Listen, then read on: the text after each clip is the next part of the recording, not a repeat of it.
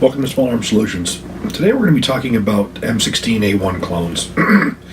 I really got to say of pretty much the entire family of weapons, the M16A1 series is probably my favorite. I don't know whether it's just a classic, the Vietnam era, or as I was growing up as a kid, that's what we used a lot of, was the A1 type rifles. However, if you look at all of Colt's rifles that they have, the A1 is the one rifle that never made a commercial version of. You had the original AR-15 Sporter 1, which was basically a slab side, more of an M16 type without the forward assist. And of course, they had no magazine fences on the side for magazine release guard. They had no captive pins. It was pretty much a Model 01 type or a original M16 type. And then from there, they go to the AR-15A2 series, which is the A2. There were some intermediate models that you had in there. For instance, you had the A2 Sporter 2 carbine, which came in a couple different ways. It actually would come with the standard forward assist. They would come with the forward assist. They would come with the fire cartridge case deflector, but the barrel again would be a 1-in-7 instead of a 1-in-12. The stock would be different. It would be the polymer stock instead of the original aluminum. So pretty much, if you wanted a true A1, you really had to build them yourself. Shown here are a couple rifles. This particular model right here, the A1 rifle, this was one that I built probably, I'd say 1990, 89, in that area in there. This rifle here, we're going to take a look at the actual parts and what made it. But I have to say, it was much easier back then. Back then, you had the A1s were being replaced by the A2s, and you had a plethora of surplus parts. You had no problems finding stocks and handguards and barrels. The stuff was everywhere, so it was relatively easy to get. The only harder part was actually finding the receivers, which we're going to go over what this receiver was. The rifle that you see here has actually been reconditioned. When this was originally bought, these receivers were more of a jet black finish rather than the Colt charcoal gray. That's something that I had changed a little later on. But we're going to go over this from the butt to muzzle. And the next one we're going to go over after that is one that was just recently built, an M16A1 carbine. This was really much thanks to Brownells. We're going to talk about Brownells, but Brownells has gotten into the retro business. We have, basically original type upper and lower receivers to the exact same specifications that you had the original A1s, and they're making barrels that are the original 1-in-12-inch twist.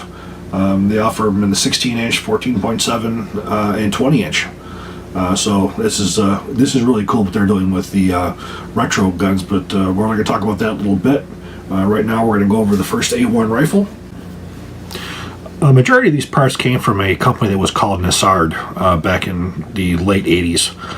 They were not necessarily known for some of the highest quality components. However, they did get their hands on a lot of military surplus components, and many of those components were actually excellent. The lower receiver and upper receiver were actually manufactured by PacWest Arms. PacWest Arms is Lewis Machine & Tool. Prior to Lewis Machine & Tool getting into the business for themselves of making their own firearms, they manufactured components. So as you can see, it says PWA, PacWest Arms, Milan, Illinois. That is actually Lewis Machine & Tool. And again, when these came, they were actually a jet black color rather than the charcoal gray.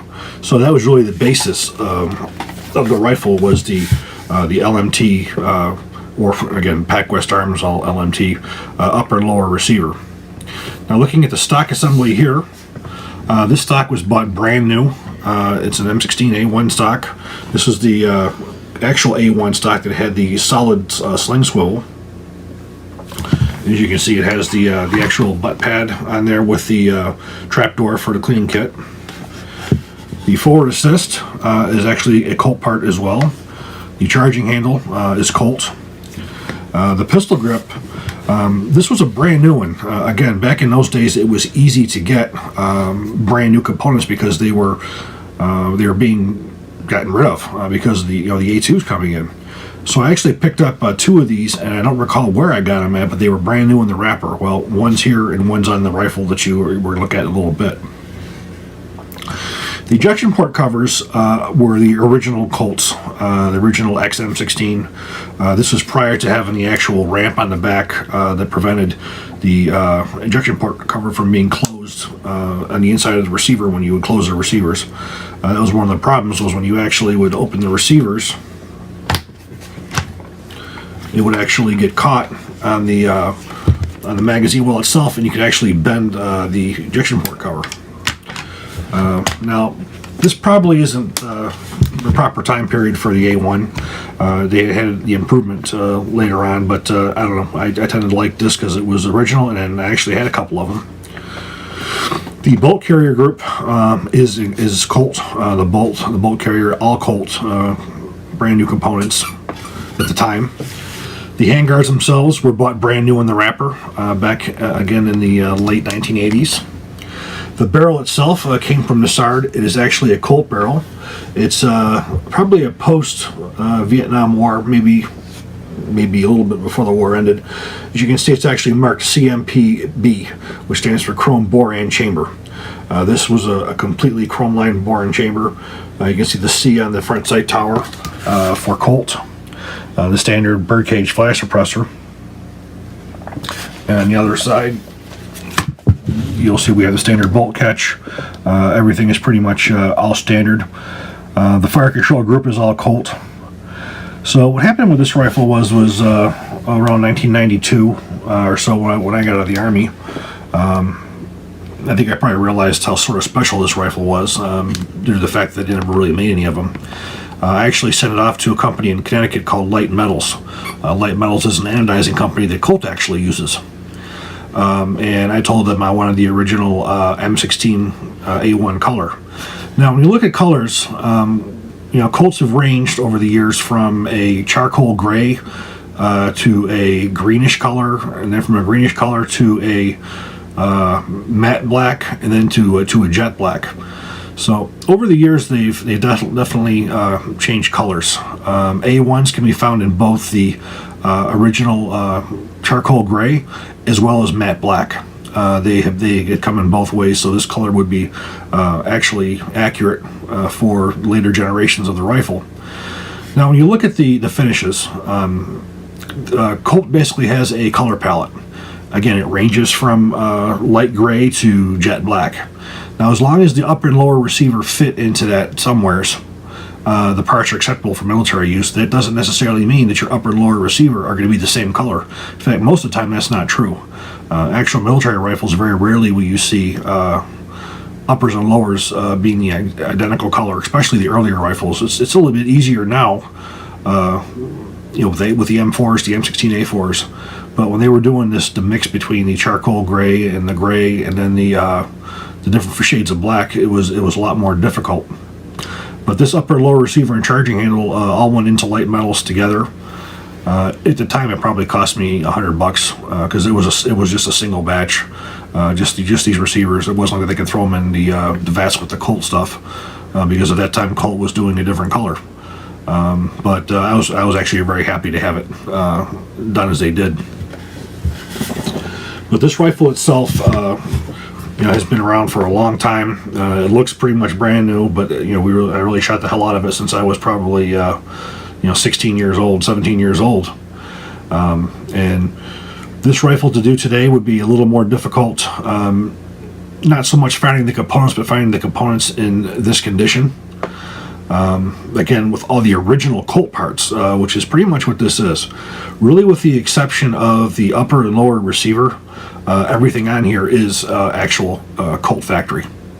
Gas tube, the barrel assembly, as I said, the handguards, the butt stock, the pistol grip, the fire control group, and all the low receiver components, they are all original Colts. So this would be the actual A1 rifle. Now, if you wanted to do this today, Brownells manufactures and sells the upper and lower receivers. They're the A1. Now, these upper and lower receivers, again, are beautiful. Now, some people maybe they may want more of a charcoal gray look to them, or some people you would like this. So I guess it depends on what you're looking for. But Brownells has done an excellent job reproducing the upper and lower receivers, as well as the barrels. This particular barrel's Colt. We look at this carbine next. We're going to take a look at the newer parts that are made by Brownells. This carbine I just finished about a week or so ago. I've been really waiting on just the barrel assembly. Brownells has been out of these barrels or for probably at least 5 or 6 months, and they just came in. Well, what you see here is mostly a Brownells rifle. Brownells, as I said earlier, has gotten into the repro business. There is an extremely large demand now for original parts, M16A1, XM16E1, the Gauss, XM177E2s, and so forth. I guess pretty much always what's old is new, and there's a lot of demand for it. And these parts have dried up. Finding good parts have dried up. You can go on Gunbroker occasionally or some of these other websites, and you can find some the older GI parts, but you're going to see the stocks are all beat to hell. Handguards are beat to hell. And not to mention, in this case, these handguards here are actual Colt handguards. These haven't been made by Colt since probably, I'd say 2009 is when Colt stopped making these. Now, there's a lot of companies that actually manufacture the single heat shield handguards, but they're not the same. If you were to try to bend these handguards here, they don't bend. These are solid handguards, and then once you get, you'll be able to bend them like they're paper. No problem at all. But we're going to go from the back to the front on this one, but I do want to give a little bit of a story here. This sort of brings back a lot of memories for me. Back, I would say when I was 17 years old, 16, 17 years old, me and my buddy Sean, we really wanted carbines. So we got the carbines from the same place we got the A1 rifles from. Our barrels were not Colt. The bolt carrier groups were not Colt. In fact, very few of those parts were Colt, and my guess was, looking back on it now, I expect those parts were mostly just garbage parts. But we both had built one, and neither one of them we could get to shoot. No matter what how hard we tried, and again, I did not know back then what I know now about what was wrong with them. But we tried getting those to shoot so many times, we went to the range so many times, and we just could not get those suckers to shoot reliably. Looking back, the rifle that I had, I'm guessing I probably had a rough chamber. The one I had, plus my bolt carrier group, did not have the carrier key screws torqued and staked. My buddy Sean's, I think he had a problem with his front sight tower with it being canted. I think he also probably had a problem with it not being torqued properly, and I think he also had an issue with the bolt carrier as well, because those parts were just not up to par coming from this ARD. So we sold the parts off, and we sort of gave up on carbines. So this particular one here is in configuration is identical to the one that I had that I just couldn't get to work, but this one works. This one actually works awesome. So just a little bit of a story from my past there, getting a little bit foggy here. But starting in the back, this is an actual aluminum stock that was correct for the M16A1 carbines in prior. They're manufactured out of a block of aluminum. Now, the original Colt ones, you would probably find for like $400 on Gunbroker. They're extremely expensive. This is actually a reproduction that was made by Troy for their new retro line. And Steve Troy did an absolute incredible job on this stock. He did a beautiful job with the reproduction. If you were to look at this side by side, an original Colt, I don't even know if I'd be able to tell the difference. He did that good of a job. Now, the receiver extension itself is Colt, but it's a later Colt. This is the one part I'm still going to be looking for, the 2 position. This is actually a 4 position. So this part I'm still looking for. Now, the buffer in here is a standard 3-weight steel buffer. This rifle was not necessary to have any kind of tungsten weight in. Between the weight of this barrel and the rate of fire and the shape of the projectile, it just wasn't needed. You don't need feed ramps, you don't need any of that, because this will fire the standard 55 grain full metal jacket. Now, the receiver extension nut, as you can see here from the hole here, this is the one that's put on with a spanner wrench. This was prior to the development of the M4 carbine, which used the actual wrench that has 4 locations where you actually would grab it. This used the original spanner wrench. So that's an original Colt part as well. The actual charging handle, this is actually a Colt charging handle as well. Now the upper receiver, this is Brownell's. The forward assist is actually Bushmaster, which came from Brownell's as well. The rear sight assembly came off of an old model M16 upper receiver I had. It was an old Air Force one. That came off of there. Now the bolt carrier on here is a standard Colt bolt carrier group, MPC marked, C marked on the side. So it's a standard Colt bolt carrier group. Lower receiver. This is also Brownell's. It is technically correct. You can see you have the this is not reinforced in the front here, nor is it back here, so it's an exact replica of an M16A1 lower receiver. This is the brand new A1 pistol grip that I've had for about the last 20 or so years. The trigger mechanism here is a standard Colt fire control group, a hammer trigger disconnector selector, as well as the magazine release and bolt catch. That's all standard Colt components. Now the barrel is Brownell's. This is part of their retro line. Now the barrels actually come from Brownell's as an assembly. It's everything you need minus the handguards in the gas tube. As you can see, it has the original round delta ring or round slip ring. It comes with it already assembled. It comes assembled with the front sight base drilled and pinned like it's supposed to be. Comes with a riveted on front sling swivel. The only thing that I had to change out in here was the actual front sight post. The front sight post that this came with was the 4-position square A2 one, so I just replaced this with the standard 5-position round A1. It does not come with a muzzle device. This is a standard bird cage from an A1 rifle with its spring nut on here. Again, this is a chrome lined barrel, and it's a 1 in 12 inch twist, meaning it's designed the same way the original ones were for the 55 grain ammunition. You know, after I got this thing assembled, I picked up one of my M4s and I had it right next to it, and wow, what a difference in weight! You know, this thing feels like a feather compared to a new M4. You really see where you went from going from the most lightweight popular rifle during the Vietnam War to where we are now with rifles that are much heavier due to all the gadgets they put on it. You know, this is old school. It's got the iron sights. It does, of course, has a whole that's amount of scope mount. You know, Brownell's again, they've gone all out for as far as the retro guns. I also was told at SHOT Show that we can expect to see some reproduction stocks, handguards, and pistol grips as well. They've also seen that these parts are almost impossible to come by, and if they are, ones that are in decent shape. So they're actually going to be reproducing these original parts. So I look forward to seeing a lot of newer stuff coming out from Brownell's. I've also been requested by a couple of you guys to do a complete rifle build video.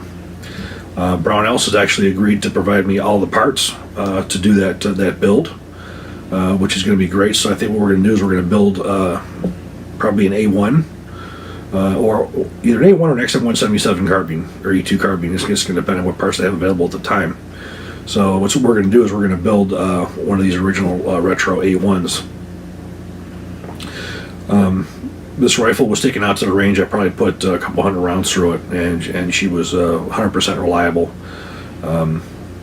It was just really neat, having something that was this old.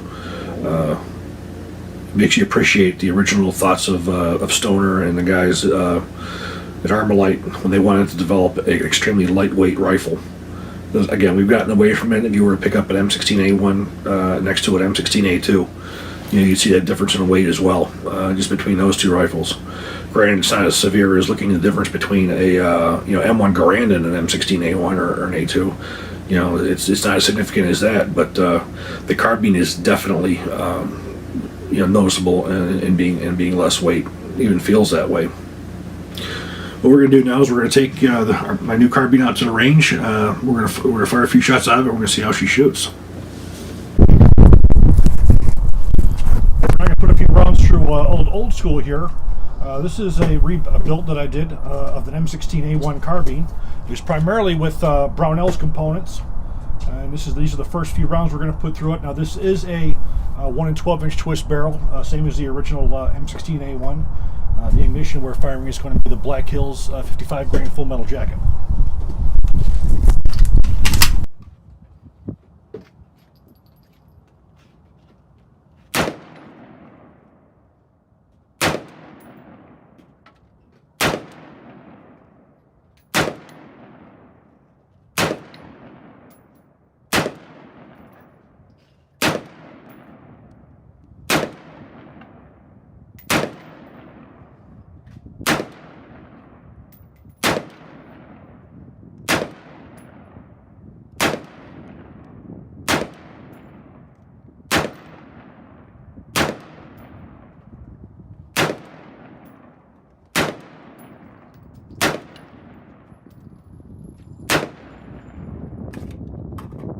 Makes you really appreciate the lightweight of the original rifles.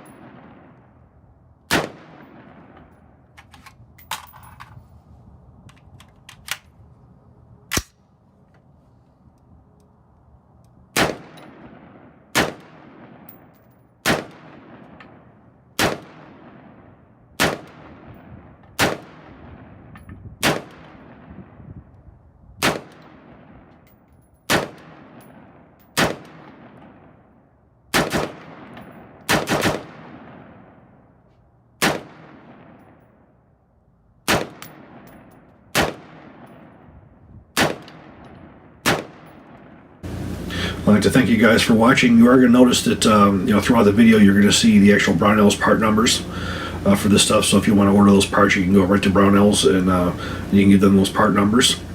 Brownells has been very supportive of myself and this channel, and they're going to be assisting me with the parts for the upcoming video on doing a complete build from the ground up. I don't have a date on that yet. We have to wait for some parts to come back in. So please click like and please subscribe. Thank you very much.